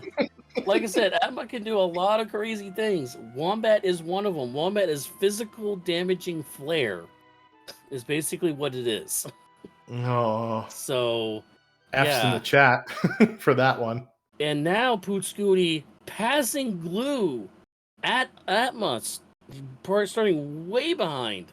Yeah, he still has to fight number 128, but yes. Yeah, but compared to the other bosses we've seen, this is the boss. Right, this is going to be the roadblock for our runners that you just mentioned. Flurry looks like he reset Kefka's Tower here, so 38 now for them. Yeah, so what he did is what I will do sometimes if I'm feeling a little under-leveled is I will overload party number 3 and clear out that first boss and maybe take the dragon after that, and then warp back into the tower. You don't lose that much time. It's a slight bit of backtracking, but it's definitely worth it to get those higher levels, because you see now his main party level 37, which is definitely higher than a couple of our other runners here. We got 3 Atma fights at the same time. Yeah. Let's go. So Poot Scooty doing way more damage on their Saban with Shuriken, doing 7,000 damage to Chuck here.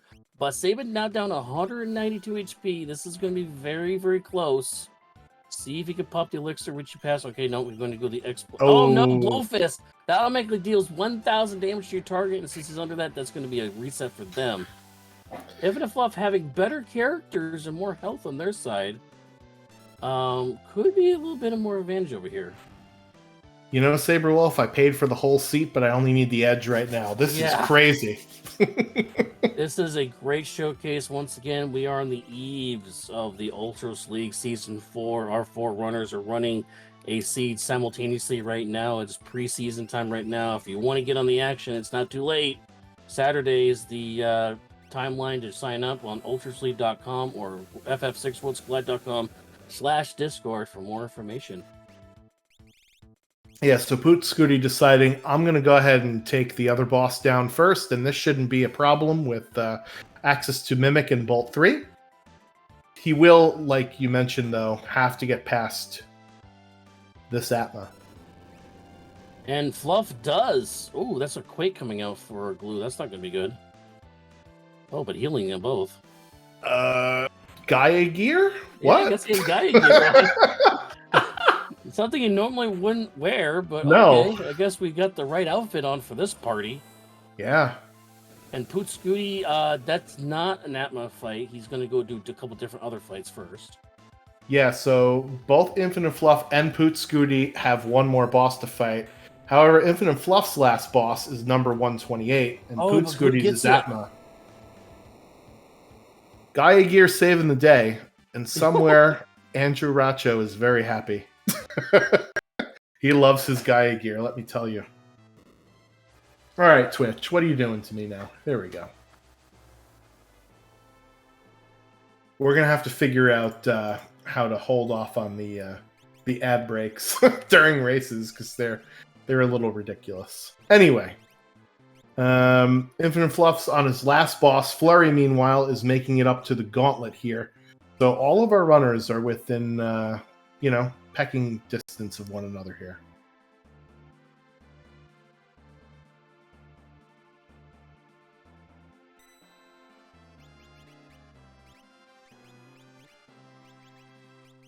All right, Fluff is using Stunner against number 128 because this is a boss with 3 parts to it, and with Sword Tech 7, you can't target which parts of the boss you're going to fight.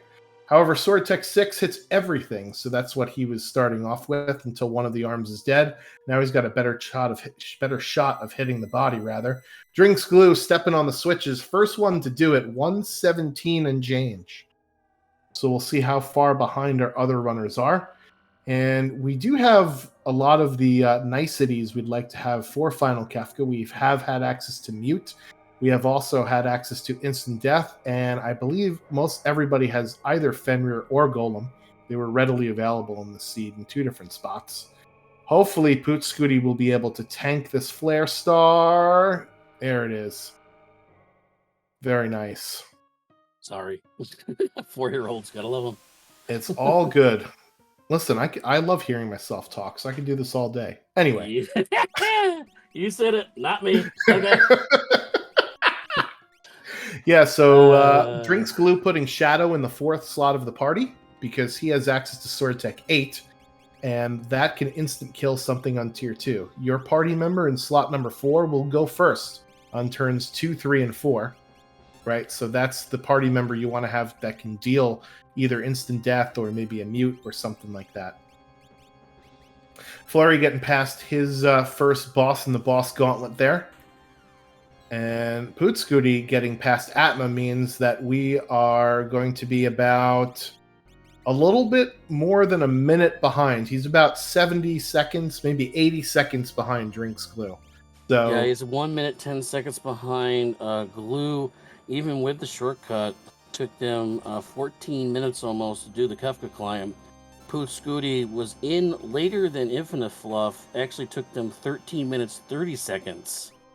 So a little bit faster, even though he started from way at the other end of the tower. Yeah, so now it's going to come down to RNG of are my instant death spells going to hit? Oh, Or Fluff is on the the boss going to switches play now. nice? And it's going to also come down to execution. Yeah, so Fluff on the switches about 30 seconds after Poot Scooty and about, what was that, 5 minutes after Drinks Glue? I think he was 114. He is 2 minutes. He's a minute. Oh, I'm 40 sorry, seconds. 117. Right, so... Again, anybody's race here. Even Flurry has a chance. Who knows? Yep. All right, so first tier here, there is an order of operations we want to do. We would like to instant kill the long arm if possible, because if that's left alive last, that'll death counter with 3 instances of shockwave. And then next we want to take out the head who's weak to fire, because if that's alive last, that will cast Quake, although as we've seen with some of our runners, that doesn't matter. Apparently.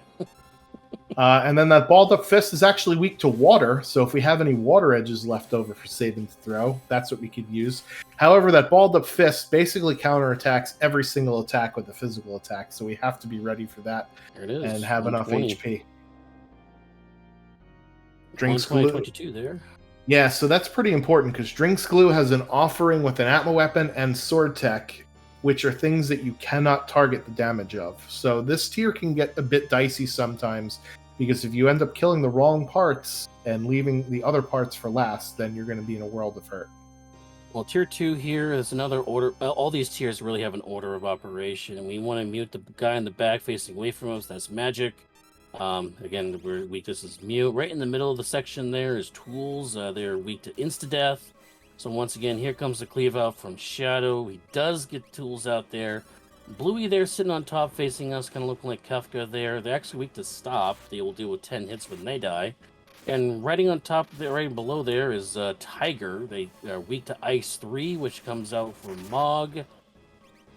And we want to kill that Tiger first. We want to get rid of tools, mute the magic, then we want to kill Tiger here.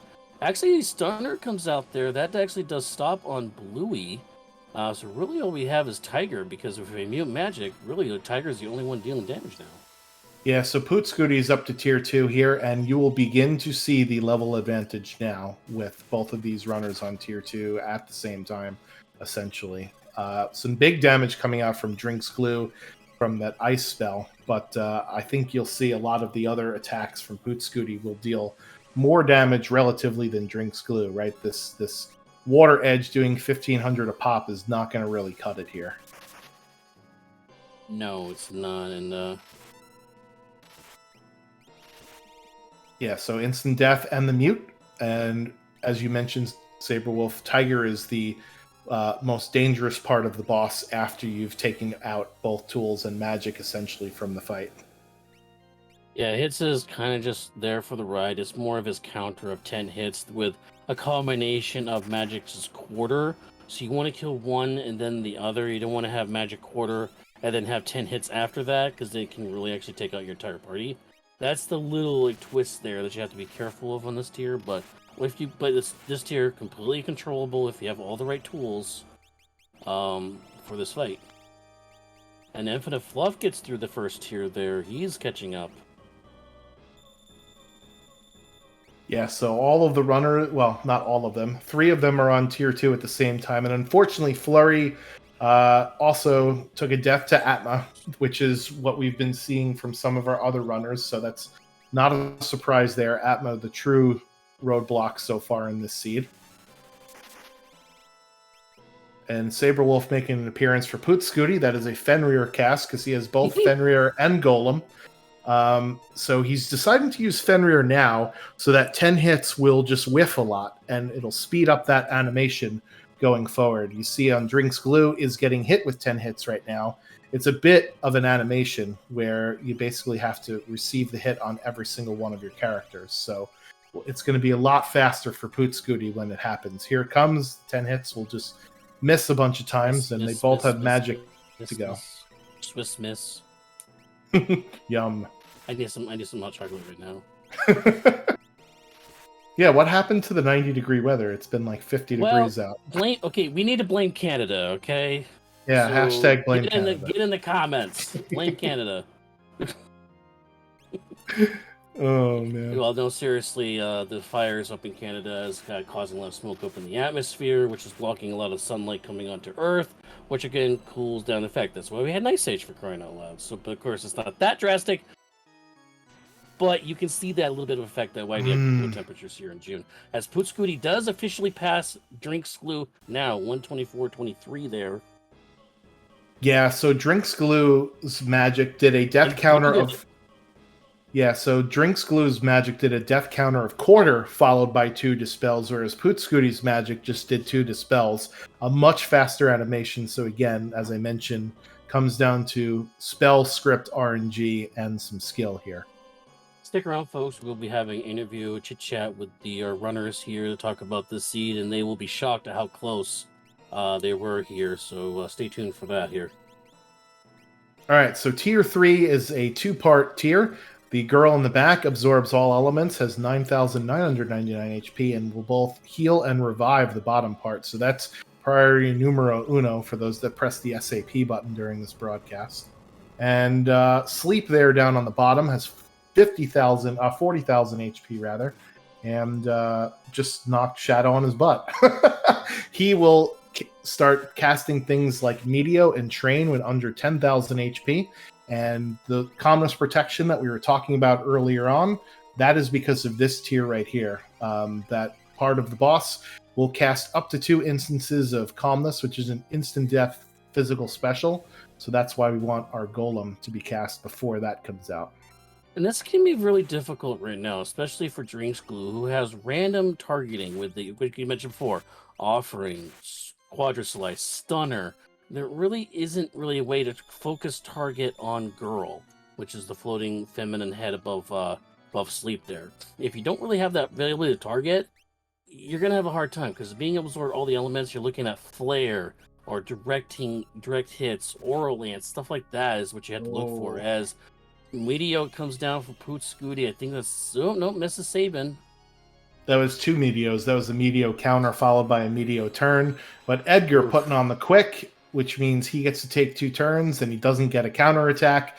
But he's doing about 10,000 damage, which is the threshold for calmness. And Golem blocks the first one and blocks the second one. He's on to tier 4 first. Yeah, so both of them actually had Fenrir on top of that. So definitely weren't going to go down to those attacks there. 126, we'll call it 45 there. Yeah, so Flurry finally getting past Atma there on his screen. That's kind of a rough boss in that spot. Not gonna lie. Trying here for Glue. That's gonna mute and blind everybody in the party unless you had a ribbon. Yeah, so we're and gonna have to take a moment to get rid of these effects so we can actually keep doing damage. But no, Meteo comes out. So again, this how Sleep buys some time for themselves to recast Meteo in your party. Yeah, and unlike in the vanilla game, being blind actually matters in Worlds Collide. We did fix the evade bug, but up on the top part of the screen in the left-hand side, Poot Scooty going against Final Kefka here. 60,000 HP total. Will cast Fallen 1 on the first turn if you don't deal 30,000 damage. If you do deal 30,000 damage, he gets into counterattack phase, where he'll throw things like Hyperdrive or Havoc Wing at you. If you get under 10,000 HP, he may cast Ultima as a counterattack. Here comes the Hyperdrive, as I mentioned, and there goes Sabin. See you later. There is one reprieve, and it's right now when he says N comes beyond chaos. He charges for his ultimate attack called Goner. He won't counterattack now, so let's throw everything I got at him.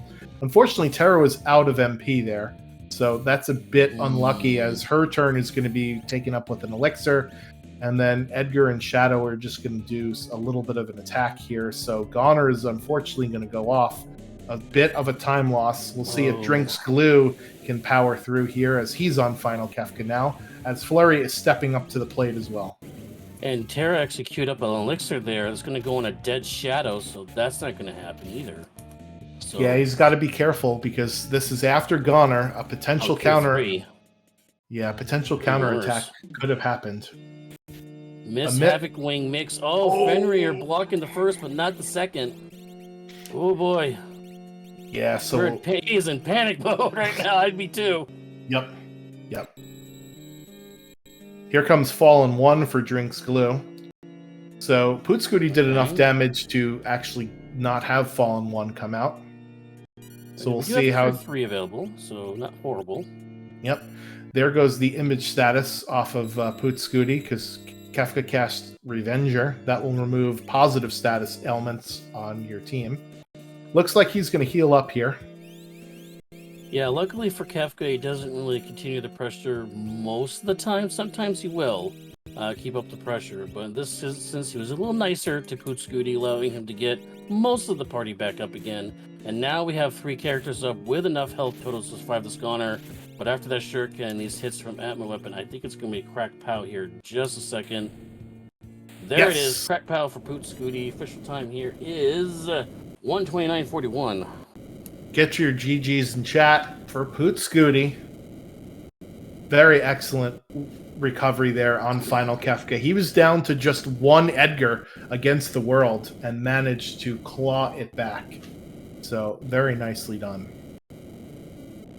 Oh, Edgar going down to calmness, though, for Infinite Fluff, and the corpse of Go-Go is also not going to come with us to the Final Kefka fight.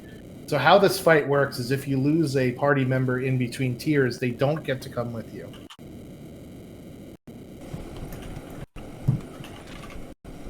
And once again, we'll see if our crew wants to chit-chat about the run here. Definitely going to bring in Pootscooty and Glue, who were neck and neck here to the end of the line. Glue with a crazy run in the early game, getting a unlock for Kefka at around the 1 hour mark. Not only just the unlock, but also the shortcut, for that matter. Yeah. So we'll definitely have to talk to them, ask him about that whole run there. But again, congrats to Pootscooty. We'll get him in the challenge just a little bit. Glue here finishing up on Kefka. Should only be a couple more casts and hits here out of the Mugified Edgar. Yeah, so time is on the flash of the Crack Pow for Kefka. Not. Oh, goodness. Well, he will survive. Everybody has over 2,000 HP, so I think Kefka's got to be he's got to be like 500 HP, 1,000 HP right now. Yeah, that's danger, because here comes a Fire 3, and if we get an ultimate counter, that is surely not going to be good. Yep, Crack Pow. Yeah. 131.45. Yeah, if he didn't kill Kefka there, we would have had some bad news. Speaking of bad news, Pootscooty is joining us in the booth. How's it going? Hello. Yeah, it's going good, thanks. Congratulations on your first place finish. You actually went into Kefka's Tower after both Infinite Fluff and Drinks Glue. However, you had much higher levels than them. Oh, okay. That allowed you to surpass both of those runners on their way up the tower. So why don't you tell us what your thoughts were about the seed, knowing that little tidbit of information? Well, that's really cool to hear. I mean, that means it was a real close race all around, which is really cool. Yeah, that's crazy. Like, I definitely purposefully took those couple of last checks to get some dragon fights in there, so that my levels would be a little higher and those offensive numbers would be a little bit higher. So yeah, that's always crazy when that happens, when somebody gets in before you and you're able to pass. Especially because I wiped at Atma as well. Well, everybody actually wiped at Atma there. You weren't the only one. All 4 of you did have a little bit of wipe at Atma. But the crazy thing is, not only were you 3rd in the tower at Kefka, I was welcome in Drinks Glue, 2nd place overall. GG's to you too, friend. But Drinks Glue entered Kefka's tower at 103.50 with the shortcut, even. So, no way. Crazy. Yes. Hello. That's nuts. Yeah, wow. That is true. But yeah, Atma was the equal fire there. He started Kefka at 117.30. You started Kefka at 118.46. So about 1 minute 15 seconds behind, and managed to finish 2 minutes ahead at the end. So you picked up about 3 minutes on Kefka. Yeah. Oh, okay. Yeah, that Kefka fight for me went smoother than it usually does. All of it sort of fell into place. Even like when I put Golem up and Shadow went down and didn't get the commas protection, like little weird things like that. But yeah, no, that Kefka climb was pretty solid. Yeah, things got a little sketch for you with just having Edgar remaining at one point against Final Kefka, but thankfully he played a little bit nice and didn't do any of the crazy things that he did. I know that Terra took a double Havoc Wing, which is never fun, but you were able to recover and get the victory. So, Ultros League Season 4, you did, I believe, go to the Coliseum during this run, is that correct? I did, yeah. I peeked in there just in case. I was kind of looking to find just maybe some sort of weapon at the time for Edgar or an experience egg or just something to sort of give me an edge. Was the buff with the visible rewards one of the impetuses for you to go there, or were you just thinking I would have gone there even if the rewards were less visible? No, actually, I didn't. I hadn't really thought about that at all. I was going there just with the mentality of like I'm trying to find some items that might give me a bit of an edge in the race. Lou, I want to go back to that whole like getting the Kefka skip. At what point were you thinking I'm going to go for Kefka skip? I'm under an hour here for crying out loud. No risk it, no biscuit. There it is. I had just found Realm, so I was like, I can do this one really fast. I can go to Mobiliz. I can go to Dome of Dream, and surely it's got to be at one of those three. And over the span of about 90 seconds, all three of those were flat. So I was like, you know what? I'm gonna go fight a dragon anyways. I might as well go to Mount Zozo, and maybe it's there. What's the difference? An extra 90 seconds if I go to the Opera House instead? Maybe it's there, and luckily it was there. By the way, Fluff here finishing up Kefka 6 right HP there for Cyan. 135.48 there for the Fluff. Wow, just hanging on there. GG's to him. Yeah, Fluff was actually technically the first person in Kefka's Tower at 103.20. Did not have the shortcut though, but wasn't able to get to the to pass the statues till 119.13. So he spent the longest in Kefka's Tower, unfortunately. Yeah, so Glue, we had mentioned that Pootscooty eventually overtook you in the tower due to the level discrepancy. Were you starting to feel it in Kefka's Tower, especially at both the Chatternook fight and the Atma fight? Yeah, I knew I had I think you said 103 when I had the skip, which is really, really good. But I knew it wasn't going to go very well inside just because I only had Ice 3 on one character, level 6 sword tech, and then a fire 3, and then not much else. But like I said, no risk it, no biscuit.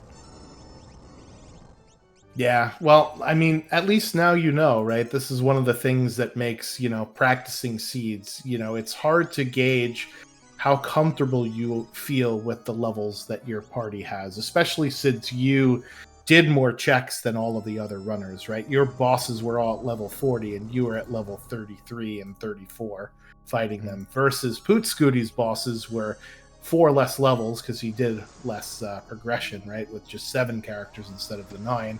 But he was also level 38 going into Kefka's Tower, so that's sort of, that was the difference makeup right there. I'm sorry, go ahead.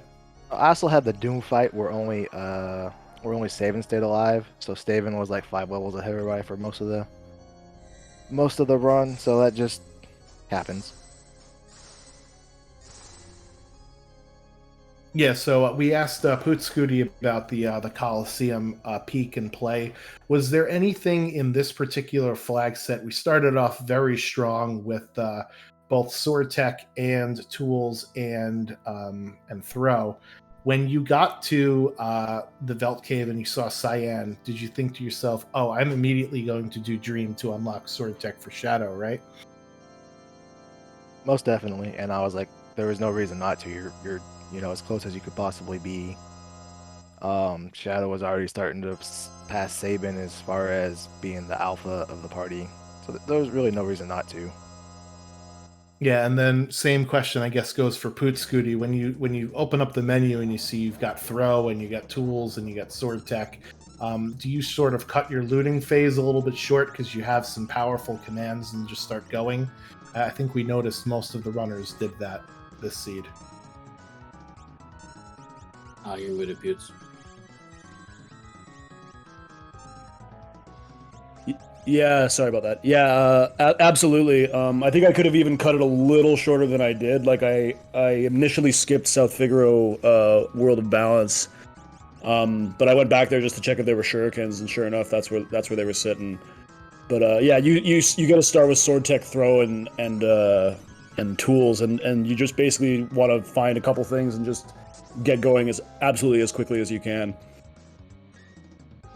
Saberwolf, you got any other? I'm done with my questions. You got any questions for our No, number one and our number two? No, shout out to Best Doggo there on a flurry screen as he continues to fight Kefka 4 here, getting the interceptor block there on Havoc Wing for 3,600 damage to the Doggo. So again, that whole shadow thing about blocking damage that we said earlier, that is like the perfect example right there.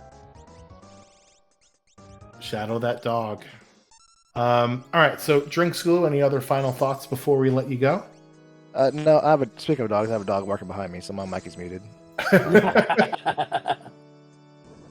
Yep, not a problem. So good luck this season of Ultros. I know we sort of talked about it in the interview last night. You are starting at the bottom, and now you're here. You're going into the Tonic Division for your first Ultros League. Hopefully, you will enjoy yourself and have fun this season, and we'll catch you during season 4 at some point. 10-4. I hope we're in the same group, but. And then for Poot Scooty, you got any other final thoughts on this seed or Ultros League, I guess, in general? Yeah, no, just real excited to see who's in my group for season 4 and get to racing. It's always a lot of fun, so just really looking forward to it. No, you're in Elixir, right, Poots? No, I'll be in I should be in Potion again this. Potion, okay. Yeah, that was a tough division last season. I didn't quite make it. Yeah, a lot of the early seasons of Ultras was kind of getting where people need to be. So I think season 4 is going to be really the first season that we're going to see that everybody really in the places they should be in. So we're looking forward to it this year. Definitely, yeah. All right, thanks, guys. Well, again, thank you for volunteering to be on Restream. Can't have the races without the runners, so always appreciate that. And we'll see you during the season. Yeah, and thanks again to you guys for doing the commentating and the restreaming. It's to dedicating your time to doing that. That's really cool. No problem. All right, Flurry here, finishing up with a couple of slashes from Shadow and Mog dive bombing down on Kefka here. There's the crack power right there, 141.50 for them. very nicely done. Yeah, I do want to mention quick that Fluff did decline interview for them. So GG's again to them for the third place showing. Yeah, one of the great things about this seed in particular is, we did have throw and we had sword tech, so we absolutely knew what 2 of our party members were doing. However, the other members to round out our party, we had lots of different options. We had Infinite Fluff using Boots and Horn with an Aura Lance that he picked up from the Spicy Chicken in one of the fights. We had Flurry do Boots and Horn on Mog with the Pearl Lance that we got off of the White Dragon there.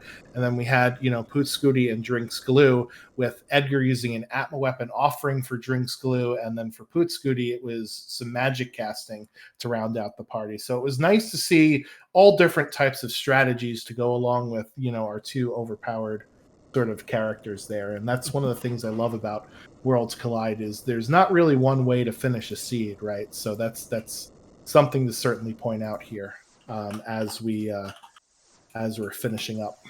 I do want to also mention that that's actually probably one of the things that does trip up people, because sometimes you do get a plethora of options. I mean, you could have Dragon Boot, Dragon Horn for Edgar, but then you also pick up a Ragnarok sword, or you pick up Atma weapon sword, and then oh no, now you have Realm with Magitech as an ability, and you have Celeste in your party. I mean, then do you want to shift gears again to something else there to have Realm with Magitech and have her go through with the missile with the magic ability? So sometimes it's like, where do you call the final 4 group, that you want to have? Sometimes it's a very difficult call to make, and the only way you really can do is by practice a season and try to decide where that call's good and where that call's bad. And that's probably one of the big things you have to figure out. Yeah, there's a saying that I love to throw around is that perfect is the enemy of the possible, right? Yeah, and You might be able to have so many different things, but you just have to have enough to get through to the end, you know? Yeah, and I'm a victim of that. Sometimes I try to get the perfect thing possible to get the whole best possible equipment, best possible gear, and like that.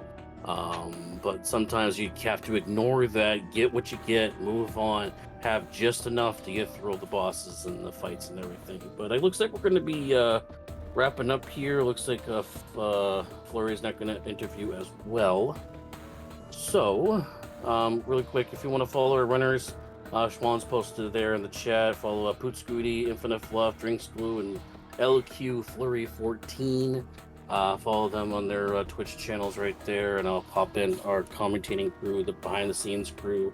That is myself, Saberwolf, and Saberwolf Gaming, 2M's in Gaming, the Schwans 27, and Nobody War on the streaming and the tracking for us. Yeah, the huge thank you to Nobody War for really getting the crew together. He said, hey, I want to do this. Anybody down? And we had some racers down, and we had some commentators down. And we also have Flurry joining us for our interview. So congratulations on finishing out that seed, Flurry. GG's. Thanks. So you had a little trouble there at the Atma spot, which most of our runners did end up tripping and falling over. But you did dip the Coliseum quite a few times during this run. Was that due to the changes that were made with Ultros League to show more rewards, or was that you just thinking, hey, I need some better stuff for my party? Yeah, it's the show rewards and just kind of part of my routing in that, like, after the very beginning opening loot is when you're going to have the most amount of useless stuff that you're about to sell. So if one of those can turn into something great, which, you know, got the snow muffler for Edgar, then yeah. And I think the setting is high enough to where it's not a terrible play. Yeah, the Pilgrim's watering system would work so well for Worlds Collide. Yeah, certainly. It definitely seemed to work out for you, although not at first. There was that wizard fight that gave you a little trouble, and then you came back and ended up doing okay with it. So when you open up your menu, you see a throw character, a sword tech character, and a tools character. Does that sort of influence how your opening is going to go with the seed? Depending on shops, but that's generally about as good as you can get. I mean, and found Shuriken right away. So, yeah, I still tend to try to not go ham on the scaling, but it's definitely not something where I need to worry about like getting to level 10 or 12 before my first jack. Yeah, because with the characters we had, it was easy to just do Imperial Camp right off the bat to gain some of your levels underneath you a little bit early, right? So Yep. that's usually what you tend to do with Sabin. And then towards the end there with Final Kefka, things got a little dicey. With some of your characters having pretty low HP there, but you were able to pull it off and pull through it. With just having some patience there. You want to talk to us a little bit about your final fight there and what was going through your mind? I got a little lazy. That's all. I mean, I 3 characters with Cure 3. No one should be dying, Right. Especially the guy with 4,000 HP. But the party was so stacked at that point, it was fine if I lost somebody. My Kefka fights are usually Garbo. They're way too slow. So trying to be a little less slow at it, but that will lead to mistakes like that. And Edgar had no business dying, but he did. But yeah, I didn't think it was too much of a problem. You had everything you wanted. Would have been nice if Showed hit, but I had Sword Tech 8. It's not a big deal. Right. Yeah. It just takes a little bit to, charge that up, unfortunately. So, yep. Saberwolf, you got any questions for Flurry before we let him out of here? The muted mic probably means that he's good, so therefore I'm good. You got any other final thoughts, Flurry? Anything that we, didn't talk about from your run that stood out to you? Oh no, I thought this was a pretty, a couple of rude ones early. Oh yeah, the Just bosses, as far especially as with your hit routing. points. Yeah, because you had Funbaba early, and then you ran into one of the statue bosses a little bit earlier, right? Yeah, so you don't want those high HP ones that are hitting 10k early or close to it. That was a little bit of a bummer, but otherwise not. I thought it was a relatively easy seed as far as how you want to build your character. Got a little lucky with the Dragoon boots being in a chest, and I didn't have to check a whole bunch of shops for them.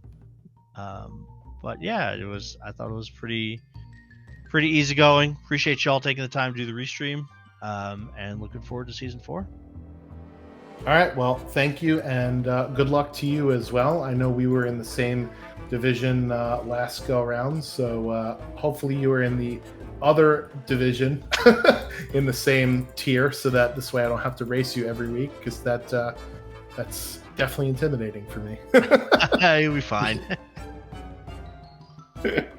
So yes, thank you again for volunteering to be featured on Restream. Can't have the races without the runners, so appreciate that, and we'll see you during the season. Thanks. You have a good one. All right, sounds good. All right, so our race is done. Our interviews have been interviewed. I guess there's another verb that should go there, but I do want to thank again Nobody War for doing both restreaming and tracking for tonight's event, and for Saberwolf, thank you to you for volunteering to do commentary with me. Really appreciate that.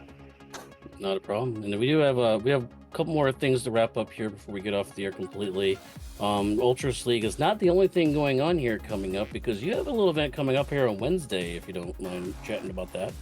Yeah, so we're still ironing out the details here, but 9 p.m. Eastern on one of the speed gaming channels, we are going to be doing a Final Fantasy VI Worlds Collide crowd control race. What the heck does any of that mean? Well, what it means is you can donate some money to go towards the prize pool for an upcoming tournament for SG Live's summer event. And for your donations, you will force the runners, one of which will be myself, to do certain checks. And they have to do those certain checks in the middle of the seed. So one of us could be, going through Cave to the Sealed Gate, and somebody can donate and say, hey, I see you like caves. Why don't you do Phoenix Cave as well?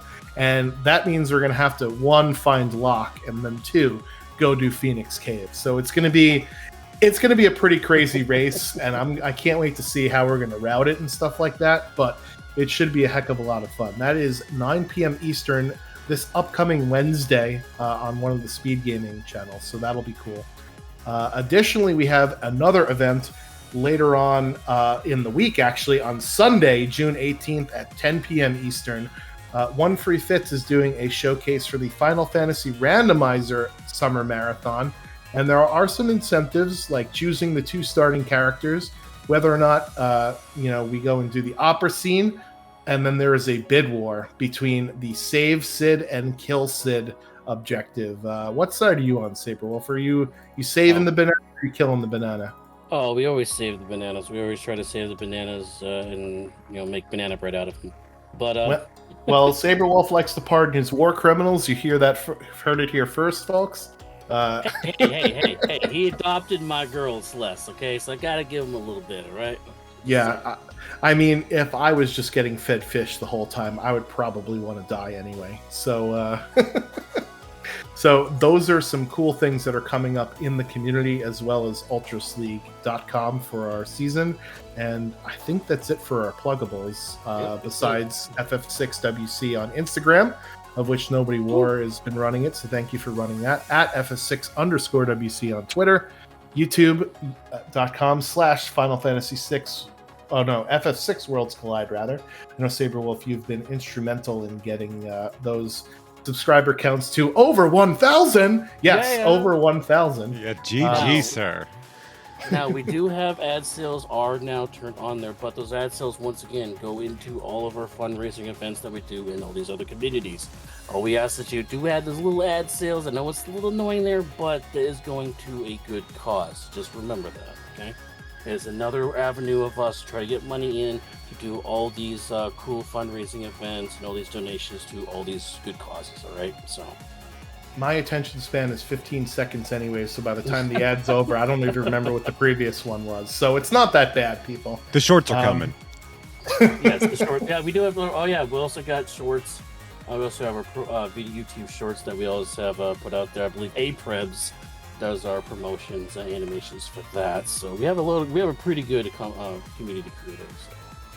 Very nice, very nice. All right, we got anything else to talk about? I think we ran out of things. All right, we ran will. out of things. It's 11 o'clock. Yeah, we will stop talking, and we will instead start sending you over to someone else. You want to do? You want to? Or Shadow Sid? Yeah. So the tournament of the month is doing a very interesting set of flags. So all of the characters have possess. However, it is permadeath, and you only have 7 Phoenix Downs. So possess will kill one of your characters, and they don't get XP from the fight, and you only have 7 times to bring them back. So it's a rather interesting flag set. I already ran my race, so we'll see what Shadow Sid is doing in his race. If you are planning on doing the tournament of the month, avert your eyes. This is the first time I'll ever tell you not to raid somebody, but otherwise, get ready to raid Moogles, and we will see you on the next one. On Saturday, I will definitely be streaming because I'm here by myself. Wife is away, so the Schwantz will play. So Saturday, 9 p.m. Eastern, get ready for a community race, and we'll see you all then. So thank you so much. I'll be there too. Yay.